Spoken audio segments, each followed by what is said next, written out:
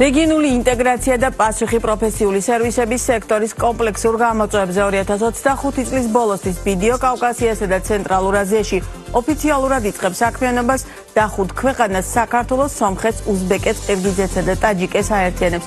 რა არის ინტეგრაციის მთავარი მიზანი, როგორია სტრატეგია და როგორ გეგმავს კომპანია რეგიონში პროფესიული სერვისების ახალი სტანდარტების დამკვიდრებასა და ეკონომიკური განვითარების ხელშეწყობას თუმართან ვიდეოს ცენტრალური და კავკასიის რეგიონის რეგიონულ აღმასრულებელ დირექტორთან ზურაბ ლალაზაშვილთან ერთად ვისაუბრებთ. მოგესალმებით, ძალიან დიდი მადლობა გადაცემას სტუმრობისთვის.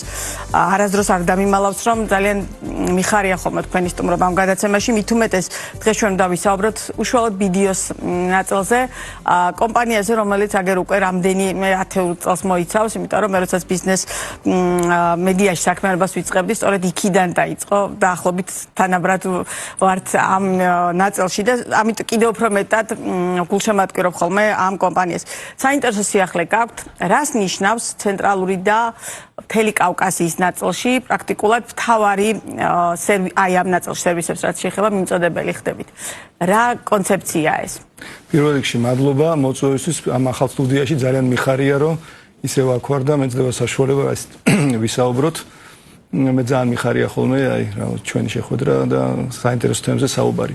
რაც შეეხება ამ სიახლეს, რაც ჩვენ გვაქვს, ეს არის პრინციპში განსხვავებული, თვისობრივად განსხვავებული მოდელი შევქმენით, როდესაც რამოდენიმე ქვეყანა, რამოდენიმე ოფისი ერთიანი კომპანიის, ერთიანი რეგიონული კომპანიის ნაწილი ხდება. მათ შორის საქართველოც ეს პრინციპში არის პასუხი რეალურად როგორც ყალიბდება ჩვენი რეგიონი და ძალიან მნიშვნელოვანი ცვლილებები ხდება, როდესაც კავკასია, ცენტრალური აზია კავშირდება სხვადასხვა ტიპის პროექტებით, სხვადასხვანაირი ინტეგრაცია ხდება ერთიანი მარშრუტი, ერთიანი ბიზნესები და ასე შემდეგ. ეს არის სწორედ პასუხი ამაზე, რომ ჩვენ შევძლოთ აი კომპანიებს, ვისაც აინტერესებთ რეგიონში მთლიანად გაფართოება, ერთიანი პროექტების განხორციელება, საერთო პროექტების განხორციელება, მათთვის გავაკეთოთ მხარდაჭერა და შევძლოთ მათი პროფესიულ დონეზე მომსახურება, როგორც ეს ხდებოდა მაგალითად ცალ-ცალკე ქვეყნების შემთხვევაში, ეს არის ერთი მნიშვნელოვანი კომპონენტი ამ ცვლილების და მეორე. შუა დერეფანი არ არის მხოლოდ დაუშვათ პირობითა ტრანზიტი ამ შემთხვევაში, როგორც ასეთი და მთლიანობაში ეს ნაწილი მოიცავს უკვე შუა აზიის და მთელი კავკასიის აქტიურ თანამშრომლობას. კი, ნამდვილად, იმიტომ რომ ყველა მიმართულებით, იმიტომ ბიზნესებს ჩვენ რასაც უყურებთ, ახლა სხვადასხვა სფეროში არის თანამშრომლობა და სხვადასხვა ინტერესი, ეს შეიძლება არ ეხებოდეს უშუალოდ ტრანზიტს და მხოლოდ გადაზიდვებს, ეს არის ფინანსური სექტორი ძალიან აქტიურად არის სხვადასხვა პროექტები, ერთობლივი დისტრიბუცია, წარმოება, რა ვიცი, სხვადასხვა კომპანიის შეძენა და ასე შემდეგ. ხო და ამიტომ მათ ჭირდებათ ერთიანი მიდგომა, ერთიანი ხედვა, ერთიანი სტანდარტი. ეს არის რაში გამოიხატება ეს ერთიანი ხედვა და საკმაოდ საინტერესო ნაწილი იყო პროფესიული სერვისების ახალი სტანდარტის დამკვიდრება. აი რას გულისხმობ აი ამ ნაწილში? ნახეთ როგორ არის, ესე იგი, როდესაც ჩვენ ვიყავით ცალ-ცალკე, ხო, შეიძლება მაგალითად კომპანიას უნდოდეს რაიმე ტიპის სერვისი ჩვენგან, მაგალითად, არ ვიცი, შევისწავლოთ შუა დერეფნის მიმზიდველობა ამა თუ იმ სექტორისთვის. როდესაც ცალ-ცალკე კომპანია, ცალ-ცალკე ოფისიდან რაღაც სერვისებს თავაზობს, ეს შეიძლება იყოს სხვადასხვა გამოცდილება ჩვენი მომხმარებლისთვის, მაგრამ როდესაც ჩვენ შეგვეძლება ერთიანად მივუდგეთ ერთიანი ხელმძღვანელობის ქვეშ, ეს არის ძალიან მნიშვნელოვანი, იმიტომ რომ ჩვენ გარდა იმისა, რომ მე თვითონ შევიცვალე პოზიცია და საქართველოს აღარ ხელმძღვანელობ და რეგიონს ხელმძღვანელობ, ასევე ამავდროულად გვეყოლება ბევრი სხვადასხვა ლიდერი, რომელიც ამა თუ იმ მიმართულებას უხელმძღვანელობს ერთიანად. სხვადასხვა ოფისში ფიზიკურად იქნებიან, მაგრამ თუ რეგიონს უხელმძღვანელებენ და შესაბამისად შეძლებენ, რომ ამ მომსახურების ერთიანი სტანდარტი დავნერგოთ ჩვენ. ეს როგორც ვამბობ, ერთის მხრივ ჩვენ მოგცემს საშუალებას სხვა ტიპის პროექტებში ჩავერთოთ და სხვა ტიპის სერვისები გავუწიოთ, მაგრამ მეორეს მხრივ ჩვენს დამკვეთებს მისცემს უფრო ფართო სპექტრის სერვისებზე ხელმისაწვდომობას, იმიტომ რომ ჩვენ ახლა დაახლოებით 500-მდე ადამიანი ერთიანდება ახლა ამ გაერთიანების, სადღაც დაახლოებით 20 პარტნიორია სხვადასხვა ოფისში განთავსებული. და შესაბამისად კიდე ამბიცია გვაქვს უფრო მეტი გავიზარდოთ. ანუ ინტერესი იყო დაუშვათ ამ ერთიანი მომსახურების და ერთიანად პროფესიული დაუშვათ ნაწილში შეთავაზებების თუ რატომ მიიღეთ ეს გადაწყვეტილება და ვიდეო საქართველოს ამ ნაწილში როგორ გარდა იმისა რომ თქვენ ამ შემთხვევაში ხელმძღვანელი ხდებით აი ამ მთელი ამ საკმაოდ ისეთი დიდი ჯაჭვის და რგოლის თვითონ ვიდეო საქართველოსთვის ეს რას ნიშნავს? ეს რა ტიპის აღიარებაა ქართული კომპანიის ამ შემთხვევაში დიდი გლობალური კომპანიის ქართული მენეჯმენტისთვის განსაკუთრებით? ნამდვილად საინტერესო. ესე იგი, პირველ რიგში საქართველოს, რადგანაც ჩვენ ახლა საქართველოში ვართ ყველაზე მსხვილი, ბოლო 2 წელია ყველაზე მსხვილი და ყველაზე დიდი ორგანიზაცია ვართ, ლიდერი ვართ ამ ბაზარზე პრინციპში და ცენტრალური ოფისმა გაგვიცხადა ნდობა და პირადად მე და ჩვენ ოფისს რომ შეგვძლებოდა დაგვეფარა სწორედ ეს რეგიონი და რატომ? იმიტომ რომ როდესაც იქ არის მაგალითად ხო ვიღოთ ცენტრალურ აზიაში ბევრი შესაძლებლობებია, მაგრამ იქ ძალიან ძნელია ხარისხის ნულიდანვე მიღწევა, რაც მოთხოვნილია გლობალურად ბიდიოს დადგენილია თამასა. ხო, შესაბამისად, ანუ ნდობა იყო ჩვენს მიმართ, რადგანაც ჩვენ შეგვიძლია უკვე ესეთი მასშტაბის სერვისი გავუწიოთ, ესეთი ხარისხი, რაც მისაღებია საერთაშორისო დამკვეთებისთვის, ასევე ჩვენი ოფისისთვის, შესაბამისად, აქედან გამომდინარე იყო ეს ნდობა.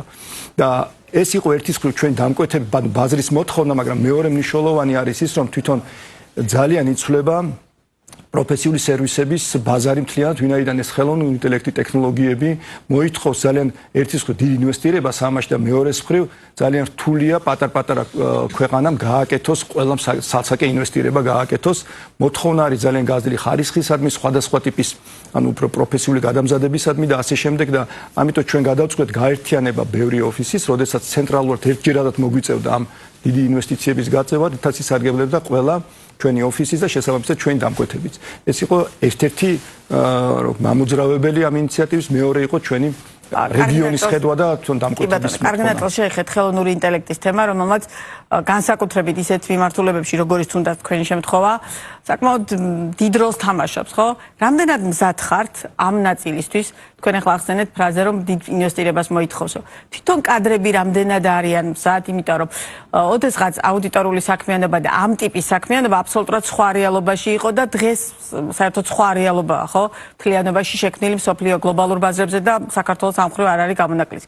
ამიტომ საინტერესოა, რამდენად მზად არიან თავად კადრები, რომ აი ამ მიმართულებით რეალურად ტრანსფორმაცია განიცადონ და ამისთვის მთლიანად ეს ჯაჭვი იქნება მზად, ეს რკოლი. ხო, ეხლა რო გითხრათ ამ ეტაპზე არა რა თქმა უნდა, იმიტომ რომ ეს ნახეთ როგორ არის, ყველაზე მნიშვნელოვანი არის მოვძებნოთ სად არის საუკეთესო გამოყენება ამ ხელოვნური ინტელექტის, იმიტომ რომ ეხლა ყველა ვიყენებთ ჩვენ ყოველდღიურ საქმიანობაში, ეს ერთია, მაგრამ როდესაც ჩვენ გვინდა მასშტაბირება გავაკეთოთ, მთლიანობაში რაღაც პროცესი ჩავანაცვლოთ და ასე შემდეგ, ეს საკმაოდ დიდ ცოდნას მოითხოვს, მათ შორის და კაი გამოცდილებას და სწორედ ეს ანუ ჩვენ ბიდიოს დიდი ორგანიზაციის წევრობა გვეხმარება ამაში, რომ საუკეთესო გამოცდილება გავიზიაროთ, მაგრამ მეორე მხრივ რა თქმა უნდა, ეს პირველ რიგში ტექნოლოგიებში ინვესტირების გარდა ადამიანებში ინვესტირებას გულისხმობს, მათ გადამზადებას. ჩვენ ეს დაწყებული გვაქვს დაახლოებით 2 წელია უკვე ეს მიმდინარეობს, ეს საქართველოს ოფისში დავიწყეთ და ახლა პრინციპში რეგიონის მასშტაბით შევხედავთ, ჭილში განვიხილავთ ამას.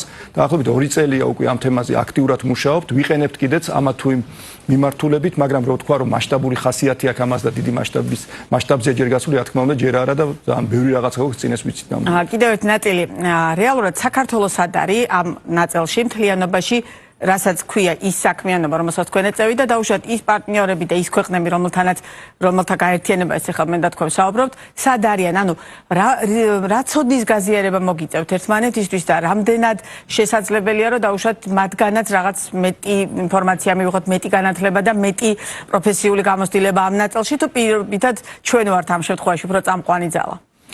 როგორ ანუ საქართველოს ოფისი ბიდიოს ყველაზე მსხვილია ახლა აი ამ ჩვენს გაერთიანებაში, რაც გვაქვს ამ რეგიონში და ძალიან დიდი ნაწილი, რა თქმა უნდა, ცოდნის მიდის სწორედ საქართველოს ოფისიდან, მაგრამ ძალიან დიდი ის გვაქვს ოფისი ჩვენ ასევე სომხეთში, რომელიც ასევე ძალიან დიდი კონტრიბუტორია ამისი, უზბეკეთის ოფისი გვაქვს ასევე, რომელიც ახალია საკმაოდ, მაგრამ ძალიან დიდი პერსპექტივა და პოტენციალი აქვს. შემდეგ წლის დასაწყისში ტაჯიკეთში ვაპირებთ ასევე თქვათ ოფისის გახსნას და იმ მოგვიანებით ცოტა წლის განმავლობაში 26 წლის განმავლობაში უკვე ყირგიზეთში და 5 ოფისს გადავფარავთ ჩვენ პირველ ეტაპზე.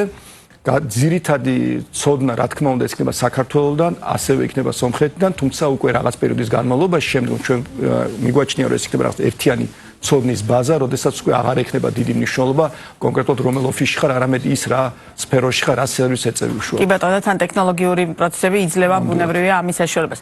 განვითარების ახალი ეტაპი. მთლიანობაში სად მიდის ბიდიო? ამ შემთხვევაში მე მაინც კი ვკითხულობ ბიდიო საქართველოს ნაწილს, თუმცა უკვე გლობალურ კონტექსტშიც. და დაუშვათ როგორია გეგმები, რა მოლოდინები გაქვთ? იმის გათვალისწინებით, რომ მიუხედავად საქართველოს პატარა ბაზრის თემისა, თქვენ ახლა შეეჭიდეთ რეგიონულ ნაწილსაც, ხო? დამკვეთები ვინ არიან? ან ვიზე ფიქრობთ რომ იქნებიან თქვენი კლიენტები? რეალურად რამდენად დიდი იქნება ინტერესი დაუშვათ რეგიონული ფირმებისა და კომპანიების მხრიდან, როგორც პირობითად საქართველოში მომუშავე კომპანიების მხრიდან იყო ამ შემთხვევაში ბიდიოს საქმიანობის მიმართ. ის როგორ არის ანუ პირველ რიგში ეს იქნება, რა თქმა უნდა, ეს არ იქნება მხოლოდ რეგიონალურ კომპანიებზე დამკვეთებზე ფოკუსირება და იქნება ბუნებრივი ძირითადი ბირთვი, მაინც იქნება ადგილობრივი კომპანიები, ერთ ქვეყანაში მომუშავე კომპანიები, იქნება საქართველოს, სომხეთი, ცენტრალური აზიის ქვეყნები. თუმცა ნახეთ, ეხლა ძალიან ბევრი არის ესეთი პროექტი, მათ შორის სხვადასხვა დონორი აფინანსებს სხვადასხვა პროექტებს, როდესაც უნდათ ამ ბაზრის განხილვა, როგორც ერთიანი ბაზრის ნაწილად. და იქ არის ძალიან ბევრი ხელშემშლელი ფაქტორები არის, ძალიან ბევრი შესაძლებლობებია. სწორედ იმ ნაწილში სად არის ხელშემშლელი ფაქტორები, როგორ შეიძლება ეს აღმოიფხვრას. მაგალითად რა ტიპის გამოწვევებია? მაგალითად თუ ავიღოთ, არ ვიცი, პირობითად ვამბობ, ეხლა არ არის კონკურენტუნარიანი ფასი, როდესაც გვინდა ჩვენ სამხრეთ ამ დერეფნით გავატაროთ ტვირთი, ხო? და იქ არის ბევრი თემა. საკმაოდ რთული მარშრუტია, ზღვა, ხმელეთი, ასები, საბაჟო საქმეები. რა თქმა უნდა. მერე ჩვენი კანონმდებლობა ჰარმონიზებული დიდაწილში არ არის. ჰარმონიზაცია გარკვეულ თემებში, რაც არ არის ბუნებრივია იქ ორიენტაციაზე, ვინც დასავლეთის ბაზარს უყურებს, თუ აღმოსავლეთის ბაზარს, მაგრამ ძალიან მნიშვნელოვანია ბიზნესებმა ერთიან მსგავს გარემოში ფუნქციონიროთ. და შესაბამისად, მერე ნახეთ ძალიან მნიშვნელოვანი იცოდნენ, რომელ ქვეყანაში ჯობია მაგალითად კომპანიის რეგისტრაცია, რომელ ქვეყანაში ჯობია სამუშაო ძალის დაქირავება, რომელ ქვეყანაში რა უპირატესობას თუ ინსენტივებს აძლევს ესა თუ ის ქვეყანა, ხო? ჩვენს დამკვეთებს ერთიანად ამისი დანახვა ძალიან მნიშვნელოვან სარგებელს მისცემს. ამ სრულ სპექტრს შესთავაზე? რა თქმა უნდა, ამას ვაპირებ ჩვენ, ზუსტად ესე შევთავაზოთ, რომ ვიცოდეთ ჩვენ ამ თავიდან ბოლომდე ამ რეგიონში სად როგორ ჯობია საქმიანობა აწარმოონ, რომელ კომპანია სად იყოს, მაგათ ჰოლდინგური კომპანია სად შვილობილი, როგორ გაწიონ სერვისები ერთმანეთს შორის და ასე შემდეგ და ასე შემდეგ. ხო, ეს ძალიან კომპლექსური. ძალიან დიდი საქმეა ხარ, რასაც ლაპარაკობ და იქნება ინტერესი თუ უკვე არის და ამან გიბით გადავშვათ ამ გადაწყვეტილების მიღებისკენ. ის როგორ არის, უკვე არის ჩვენ გარკვეულ კომპანიებს ამაში მხარდაჭერას უკეთებთ, მაგრამ ეს არის მცირე მასშტაბით ჯერ. იმიტომ რომ მეორეს მხრივ ნახეთ, რომ არ გვაქვს შესათავაზებელი არაფერი და აქედან გამომდინარე ჯერ ვერ ვსთავაზობთ. ხო, ეხლა რადგანაც უკვე ამ ფორმაში გადავედით ჩვენ, უკვე 26 წლიდან უფრო აქტიურად შევძლებთ მან ზუსტად ესეთი ტიპის პროექტების, ესეთი ტიპის სერვისების შეთავაზებას მათთვის და იმ სარგებლის დანახვებას, რაც შეიძლება ანიჭებდეთ სწორედ ეს ჩვენი მხარდაჭერა მათ. და ამიტომ ვარაუდობთ, რომ ეს გაიზრდება, ამაზე მოთხოვნა ბუნებრივია. და ჩვენი საუბრის ბოლოს, როგორი იყო მთლიანობაში წელი ბიდიოსთვის? ამ შემთხვევაში ბიდიო საქართველოს გულს. ბიდიო საქართველოსაც ძალიან წარმატებული წელი იყო. იმედი მაქვს 25 წლის შედეგებითაც შევინარჩუნებთ კვლავ პირველ ადგილს საქართველოს ბაზარზე, თუმცა ჩვენ ხო ეხლა წელი ბოლომდე არ დასრულებულა, მაგრამ ვარაუდობ წელმანძილასაც დიდ დავასრულებთ. ასევე იყო ის რომ ძალიან მნიშვნელოვანი რაღაც მოხდა საქართველოში, იმიტომ რომ ახალი ხელმძღვანელი ყავს ეხლა ბიდიო საქართველოს, მაიკო ხაჩიძე, რომელიც უხელმძღვანელებს საქართველოს ოფისს და ეს იყო ერთ-ერთი მნიშვნელოვანი ცვლილება, იმიტომ რომ 26 წელი გახდა, რაც მე ხელმძღვანელობდი და ეს ცვლილებები კიდე ის არის ხოლმე ყოველთვის მნიშვნელოვანია და მე მეჩნია რომ ეხლა ახალი სისხლი, ახალი ძალა, ახალი ხედვით კიდე უფრო მეტ შესაძლებლობას შესთავაზებს თანამშრომლებს ასევე დამკვეთებს. ძალიან დიდი მადლობა, წარმატებებს გისურვებ და რა თქმა უნდა სიამოვნებით გიმასპინძლებთ 2026 წელსაც ბიზნეს პარტნიორის პირდაპირ ეთერში ზურაბ ლალაზაშვილი საუბრობდა.